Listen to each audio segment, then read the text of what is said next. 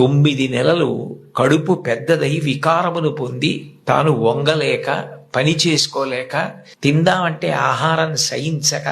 ఎంతో కష్టపడి తాను మరణ సదృశమైనటువంటి వేదన పొంది అన్ని నిప్పులు పడి బిడ్డని ప్రసవించి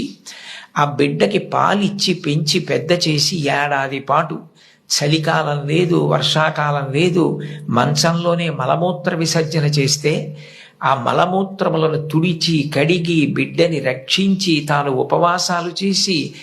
చిట్ట చివరికి అవసరమైతే పిల్లవాడు ఎంత పెద్దవాడైనా వాడికి ఏదైనా కించిత్ అనారోగ్యం కలిగిందంటే భయం వేసినటువంటి మనసుతో నా ఆయుర్దాయం కూడా నువ్వే పోసుకొని బ్రతుకని అనగలిగినటువంటి వ్యక్తి ప్రపంచంలో ఉంటే